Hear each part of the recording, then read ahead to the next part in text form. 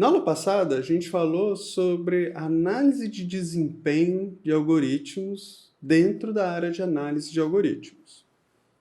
A gente viu que análise de desempenho, a gente está interessado em saber qual é o custo em recursos computacionais, como tempo de processador, que um algoritmo tem para chegar a uma solução de uma instância de um problema. A gente viu que para realizar essa análise, a gente tem que achar uma expressão que me indique qual que é o número de instruções que um algoritmo utiliza, dado algum parâmetro do problema de busca, ou do problema que está sendo analisado.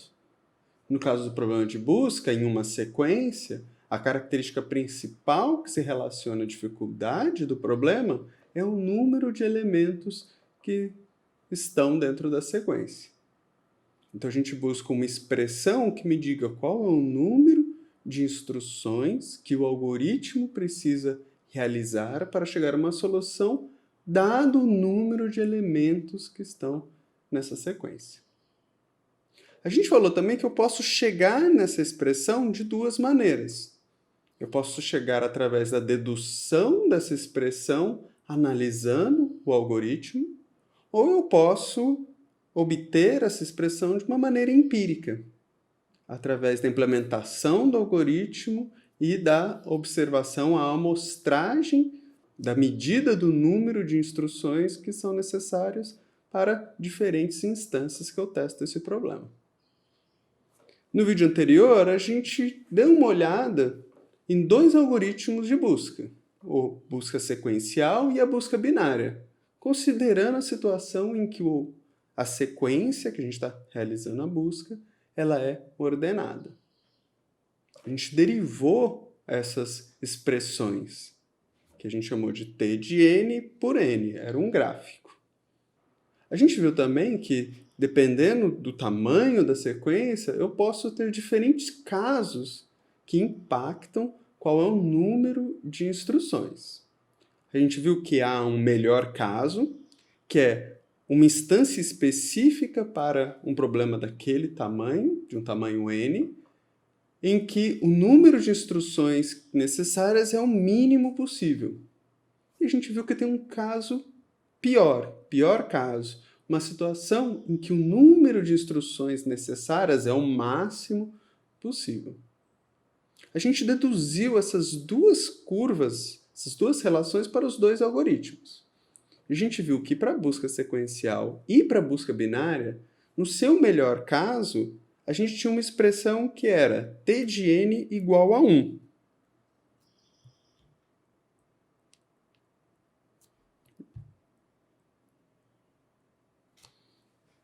Essa situação acontecia na busca sequencial quando a chave de busca estava na primeira posição. E na busca binária, quando a chave de busca estava na metade do vetor de busca. Para encontrar logo na primeira comparação, isso independe do tamanho do vetor. Basta estar na primeira posição em um ou estar na metade do vetor da outra. Mas a gente também deduziu as expressões de pior caso. A gente viu que na busca sequencial, o pior caso é quando a chave não se encontra dentro do vetor. E essa chave é maior do que qualquer elemento dentro do vetor. Então, nessa situação, você precisava percorrer todo o vetor. Então, a nossa expressão ficava T de N igual a N. O número de comparações, o número de vezes que eu tenho que realizar aquele núcleo do loop, que é de seleção, acesso e comparação, ele é proporcional ao tamanho do vetor. Eu tenho que percorrer todo o vetor. E a gente viu na busca binária que a nossa expressão ela era no formato T de N igual a log 2 de N mais 1.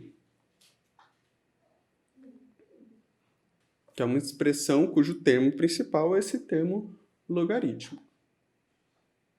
E a gente terminou no vídeo anterior colocando isso num gráfico. Então, a gente pode colocar num gráfico em que a gente vai ter, veja, um eixo Y e um eixo X.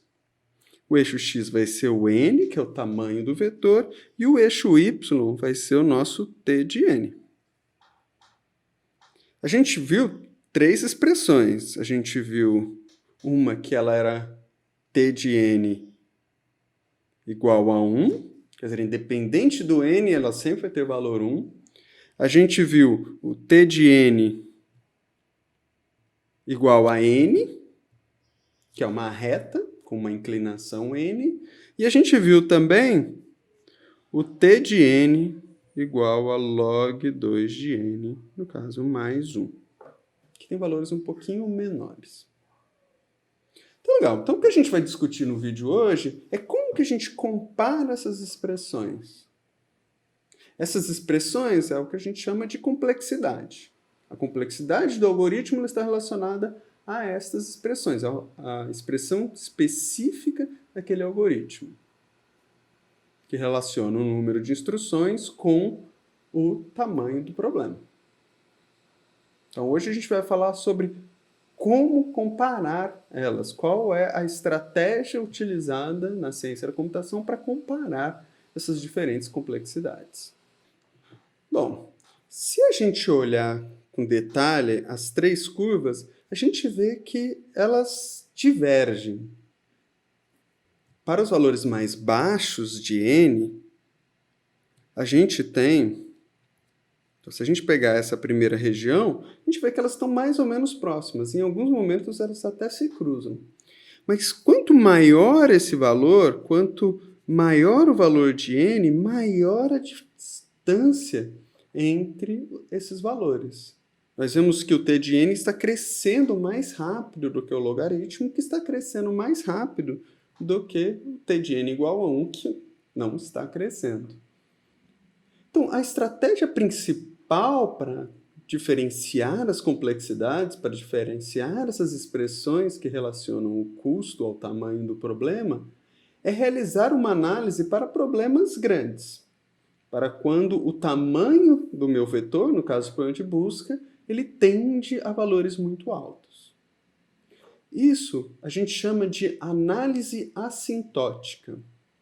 Significa que nós estamos realizando uma análise em que eu estou preocupado com o comportamento dessas funções de custo, comportamento das complexidades, em uma situação em que o problema ele é grande, ou ele é grande e ainda está crescendo mais. Por que se faz isso? Se faz isso porque as diferenças entre os algoritmos nessa situação, a diferença da complexidade dos algoritmos nessa situação, ela fica exacerbada, ela fica muito diferente um do outro. Vamos ver um exemplo? Vamos pegar essas 3 expressões e vamos considerar 2 valores diferentes de n. Então, vamos lá. Então, vamos pegar o nosso t de n igual a 1, o t de n igual a log 2 de n mais 1 e o nosso t de n igual a n. Vamos considerar um n baixo, um n pequeno. Vamos colocar n igual a 2. Veja quais são os valores de cada uma dessas funções. Nós teremos que, para o primeiro valor, o t de n igual a 1. Para o segundo valor, o t de n fica log 2 de 2, que me dá 1. Mais 1, ele me dá 2. E para o t de n igual a n igual a 2, então ele fica 2. Veja que os valores estão próximos e para 2 deles são exatamente iguais. Então, o comportamento dessas funções estão mais ou menos juntos, certo?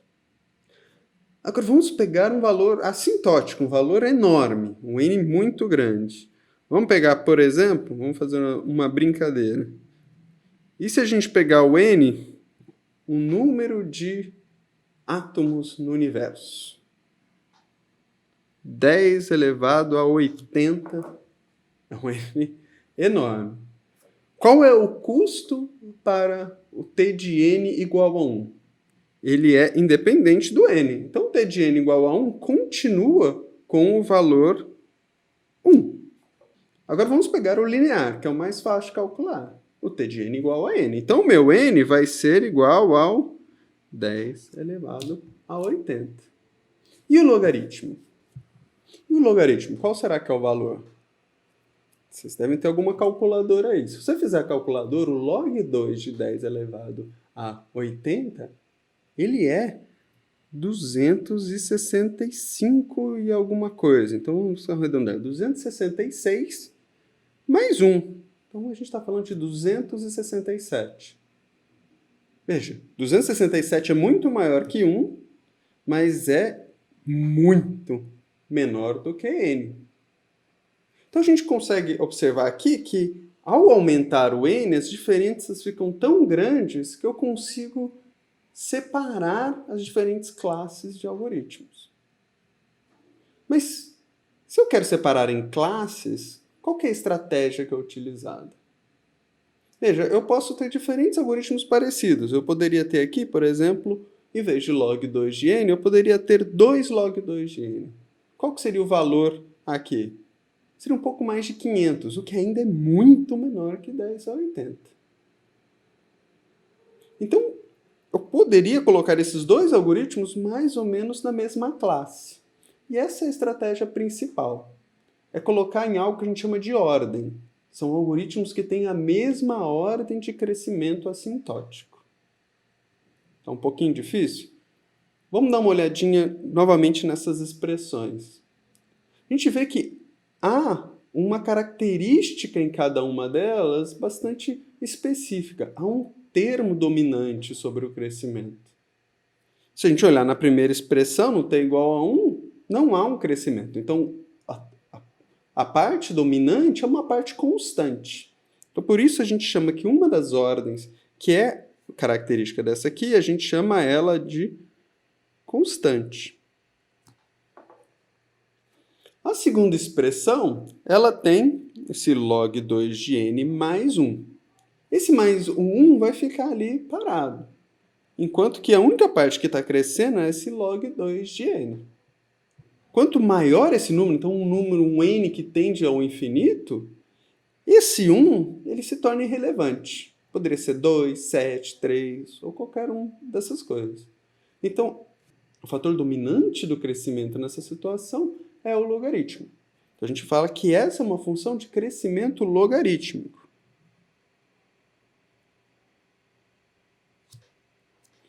E, por fim, a terceira expressão, que só tem esse fator n, ele é um fator linear. Veja que a curva resultante dela é uma linha, que é o que a gente chama de fator linear.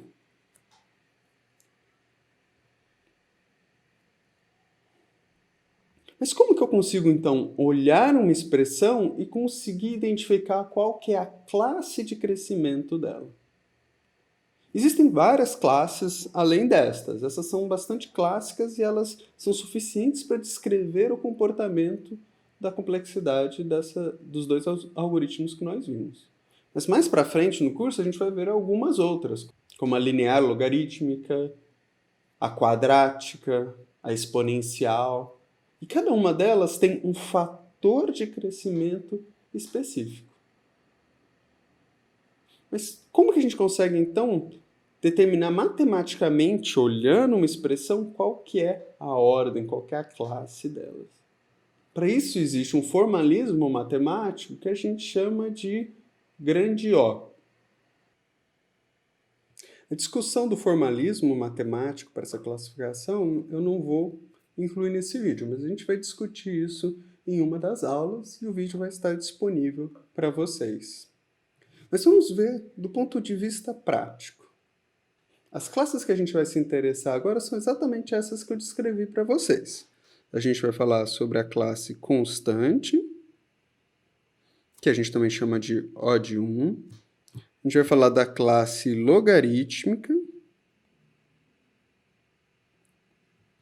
que a gente chama de O de log 2 de n. E a gente vai também considerar a classe linear, quando eu chamo O de n. Então, quando eu falo que um algoritmo tem um comportamento linear, eu estou falando que a função de custo dele, no pior caso ou no melhor caso, ela tem um comportamento típico de uma função O de n. Ou se eu digo, um algoritmo tem o seu pior caso logarítmico. Significa que a expressão de complexidade desse algoritmo, no seu pior caso, ela é típica de uma função O log 2 de n. Mas como que eu realizo essa classificação? Vamos ver do ponto de vista prático. O formalismo matemático eu vou deixar para uma aula e o vídeo vai estar disponível aqui no canal. A base da análise prática está naquele exemplo anterior que a gente comparou para valores de n muito alto cada uma dessas classes. Então a gente consegue olhar que uma função O de 1 ela é menor do que uma função log 2 de n, que é menor que uma função O de n, para quando n é muito grande. Lembra, para 10 elevado a 80, o meu O de 1 era 1, o meu O de log n era uns 200 e pouco, e o meu O de n era 10 elevado a 80. Então, tem uma noção, a gente consegue ter uma noção de ordem entre as ordens, entre as classes. Eu tenho crescimentos que são maiores ou menores que os outros. Então, isso também significa que cada uma dessas ordens, cada uma dessas classes, ela tem uma certa dominância sobre a expressão de complexidade. Isso fica fácil de analisar se a gente considera algumas das propriedades das classificações de ordem utilizando essa notação. Existem duas regras que são bastante úteis para a gente analisar. Uma delas é o seguinte: imagina que eu tenho uma função t de n e eu sei que ela pertence a uma certa ordem de g de n. Agora, eu tenho também uma outra expressão, que eu vou chamar de t2 de n, que ela pertence a uma outra ordem, que eu vou chamar de h de n. Então, eu vou chamar primeiro de t1 de n. Eu tenho duas regras práticas. Uma delas é, qual será que é a ordem de t de 1 mais t de 2 de n?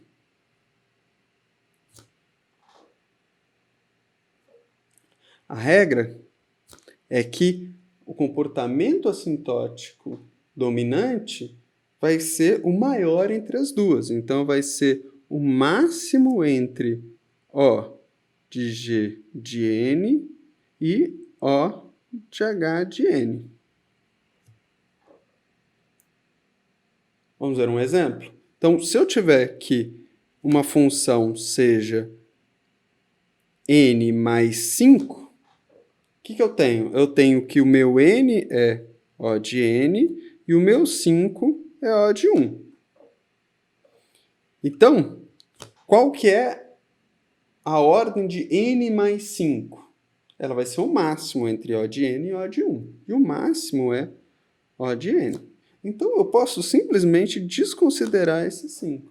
Pelo fato que quando o n for muito grande, ele vai ser irrelevante para o cálculo da complexidade. Legal, né? Então, vamos agora olhar para a segunda regra. A segunda regra, ela diz o seguinte: se eu tiver t1 de n vezes t2 de n, a gente já vai entender o que esse vezes significa. Então, a regra final vai ser o O de g de n vezes h de n. Mas quando que eu chego numa expressão desse tipo aqui?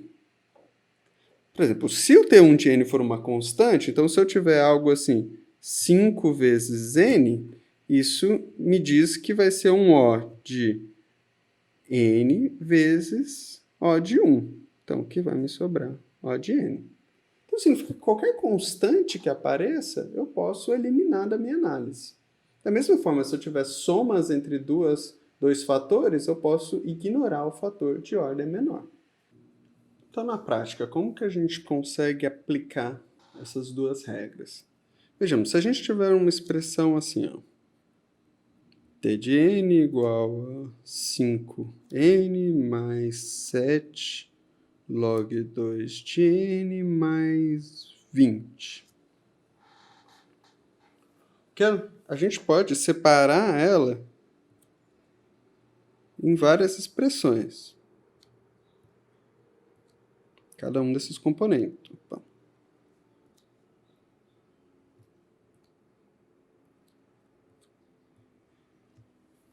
Porque pela soma, a gente viu que a gente consegue, com uma expressão, depois juntar todas elas em uma só ordem.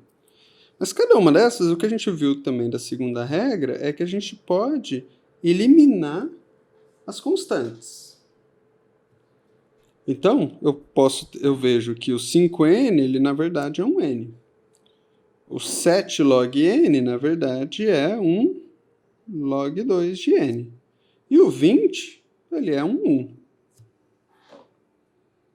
E por fim, eu tenho que escolher o maior entre eles, já que é uma soma. Eu sei que o n é maior que o log 2 de n, que é maior que 1. Então eu posso eliminar todos esses e eu tenho que o comportamento dominante dessa função é linear. Então essa função, ela é O de n. Então, assim, é razoavelmente simples de observar uma expressão de complexidade e determinar qual que é o crescimento dominante. Mas veja que quando eu falei da notação Big O, eu falei que ela é um limite inferior a esse crescimento. Existem outras notações, como o small o ou outros nomes gregos que aparecem lá, que dizem que é um crescimento que especifica esse crescimento de uma forma mais detalhada. Mas por questões históricas, acabou que a notação Big O que se tornou padrão. Mas eu acho que para alguém da ciência da computação, vocês vão ter que aprender a construção dessas notações com um pouco mais de detalhe. Mas alguém que está numa área de TI que não tem um interesse tão grande na parte matemática da ciência da computação, o entendimento prático dessas expressões, do surgimento dessas expressões, ela é suficiente porque você faz no dia a dia. Mas então, qual que é a relação disso com o algoritmo? Quando que aparece cada uma dessas partes dessa expressão T de n? Um fator de soma numa expressão é quando você tem duas partes que elas têm um comportamento independente. Lembra que um programa de computador ele é várias expressões, várias instruções seguindo uma ordem. Então, quando eu tenho uma expressão seguida da outra, é quando aparece uma soma. Então, se eu pegar, por exemplo, um código, algo assim, x igual a 3 mais 1 e y igual a x mais 3. Eu tenho que essa expressão tem um custo 1, esse tem um custo 1, e como uma vem depois da outra, eu tenho uma soma entre esses dois fatores. Então, sempre que eu tenho uma parte de código seguida da outra, e assim sucessivamente, na minha função de custo de complexidade, eu estou adicionando a soma das complexidades delas. Agora, quando houver algum tipo de loop de execução, por exemplo, se eu tiver um for int i igual a 0 e i menor que n e i mais mais, aí eu vou ter uma multiplicação desse código. Se esse loop ele percorre todos os elementos de uma só vez, eu vou estar multiplicando isso por n. Então, isso me daria n vezes 2 nessa situação. Agora, se esse loop ele não percorrer todos os elementos, mas ele tiver uma progressão, que é metade, depois da metade, e assim por diante, como na busca binária, então a multiplicação, em vez de ser n, ela seria log 2 de n. Então, na questão prática, se você avaliar um código e você vê que tem um for de n, dentro de um outro for de n, você pode multiplicar essas complexidades. Então, é possível identificar fatores que se relacionam à complexidade de um algoritmo. como loops em n ou loops com cortes em progressão logarítmica. Então, na prática, mesmo um algoritmo iterativo, é possível identificando os fors e a forma desses fors, chegar numa expressão de uma maneira prática. Isso é bastante útil para você ter uma ideia de qual vai ser a complexidade de um algoritmo que você esteja construindo para algum problema. Isso já indica, por exemplo, qual é o problema de você ficar colocando um for dentro de um for, etc. Trazer esse tipo de análise para o dia a dia te ajuda a identificar gargalos de um algoritmo que podem estar tornando o seu programa muito ineficiente. Trazendo de volta para o nosso problema de busca. Então, o que a gente pode dizer sobre os dois algoritmos que a gente estava trabalhando? Lembra? Então, a gente tinha que a busca binária ela tem um melhor caso, t de n igual a 1, então ela tem um melhor caso constante. E ela tem a busca binária, o meu pior caso, log 2 de n mais 1, que é O de log 2 de n. Então ela tem um pior caso logarítmico, de complexidade logarítmica. A busca linear, ela tem um pior caso, que é linear, O de n, e ela tem um melhor caso, que é constante. Então, quando você escutar com o algoritmo, no seu pior caso ele é logarítmico, o que a pessoa está querendo dizer é que a função de custo desse algoritmo, na condição de pior caso, ela pertence à ordem O de log n. Certo?